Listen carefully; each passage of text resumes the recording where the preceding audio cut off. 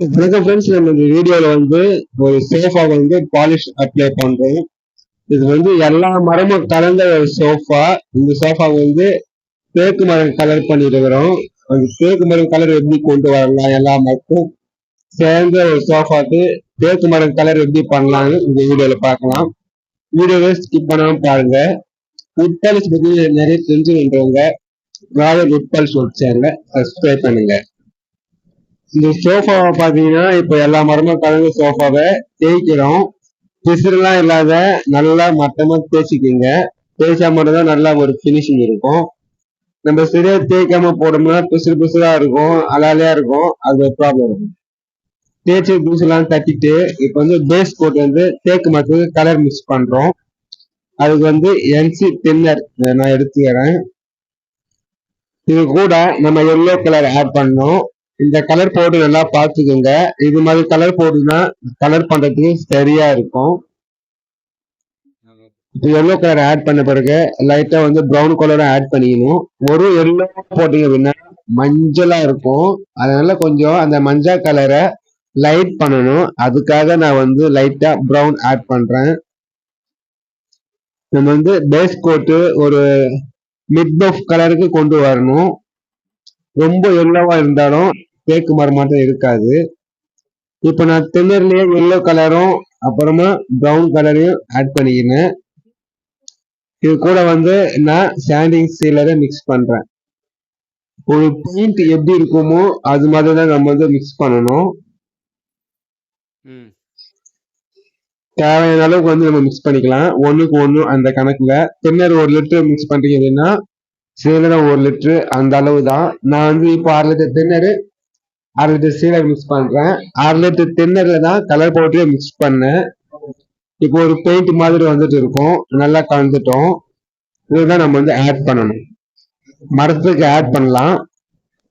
இதை வந்து நான் காட்டன் கிளாத்ல ஆட் பண்றேன். பிரிஷ்ல அப்ளை பண்ணக்கூடாது.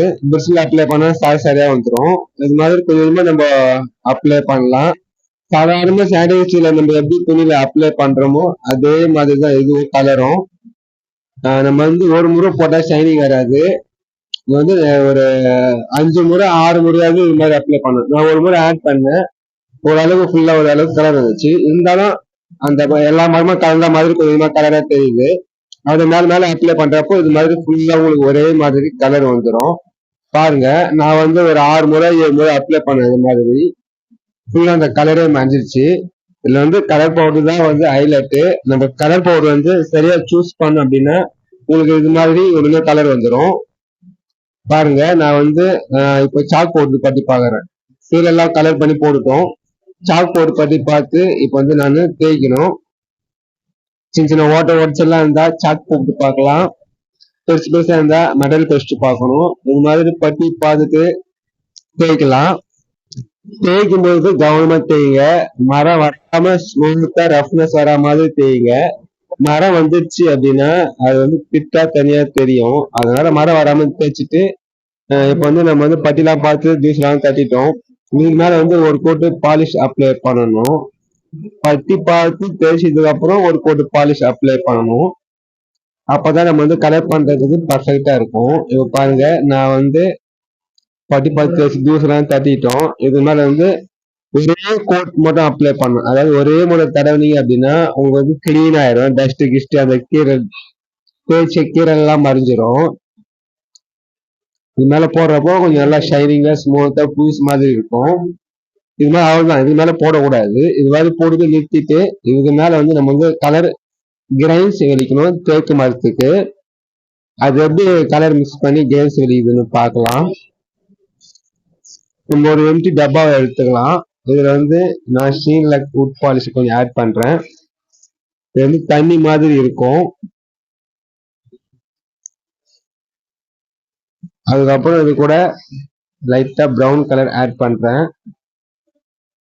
நமக்கு வந்து இந்த கிரைன்ஸ் வந்து டார்க்கா வேணும் அப்படின்னா நம்ம வந்து கலர் போட்டு வந்து டார்க்கா மிக்ஸ் பண்ணிக்கலாம்.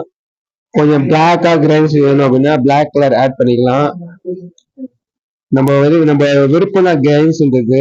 பெரும்பாலும் வந்து ஒரு மீடியமா கிரைன்ஸ் இருந்தா நல்லா இருக்கும். பாருங்க, நான் கொஞ்சம் வால்நட்டும் ப்ரௌனும் ஆட் பண்ணிட்டு பாலிஷ்ல சீலரை ஆட் பண்றேன். சீலர் எதுக்கு அப்படின்னா நம்ம கிரேஸ் வலிக்கிறோம் பாத்தீங்களா, அது வந்து ஸ்ட்ராங்கா இருக்கும். பாலிஷ் தொடிக்கிறப்போ அதுல சீக்கிரத்துல அடிச்சுன்னு வராது. நீங்க வெறும் பாலிஷ் போட்டீங்க அப்படின்னா அடிச்சுன்னு வரும்.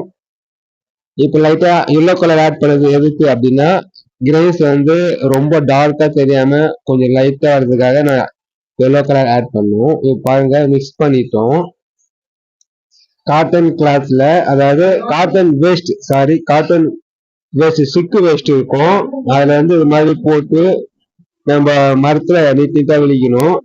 ஸ்டார்டிங்ல உங்களுக்கு கஷ்டமா தான் இருக்கும், உங்களுக்கு போக போக அது ஈஸியா இருக்கும்.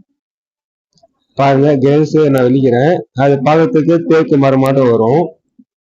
இதுல வந்து கொஞ்சம் கலருக்கு வந்து கரெக்டா மிக்ஸ் பண்ணணும். கலர் கரெக்டா மிக்ஸ் பண்ணீங்கன்னா உங்களுக்கு அந்த தேக்கு மரம் கலர் கரெக்டா இருக்கும். பெரும்பாலும் தேக்கு மரம் வந்து ஒரு கோல்டன் ப்ரௌன் மாதிரி தான் வரும். கிரைஸ் வந்து உங்களுக்கு கொஞ்சம் டார்க்கா வேணும் அப்படின்னா லைட்டா கொஞ்சம் பிளாக் ஆட் பண்ணிக்கோங்க. ரொம்ப பிளாக் ஆட் பண்ணக்கூடாது, லைட்டா தான் ஆட் பண்ணணும். இது மாதிரி ஃபுல்லாவே நம்ம வந்து கிரைஸ் வைக்கணும். இப்போ பாருங்க இந்த குரு செட்லாம் பார்க்கறதுக்கு ஒரு மரமாட்டம் வந்துட்டு இருக்கும்.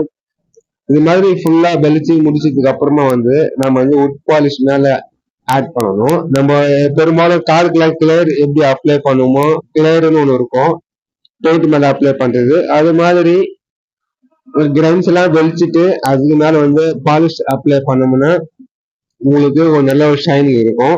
பாருங்க எல்லா மரமும் கலந்து செஞ்ச சோப்பான்னு சொல்லவே மாட்டாங்க, பார்க்கறதுக்கு தேக்கு மரமாட்டமே இருக்கும்.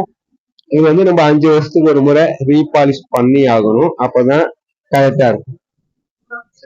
இந்த வீடியோ பிடிச்சா லைக் பண்ணுங்க, மற்றவங்களுக்கு ஷேர் பண்ணுங்க. உட் பாலிஷ் பத்தி நிறைய தெரிஞ்சுக்கிட்டவங்க ராயல் உட் பாலிஷ் ஒர்க் சேனலை சப்ஸ்கிரைப் பண்ணுங்க.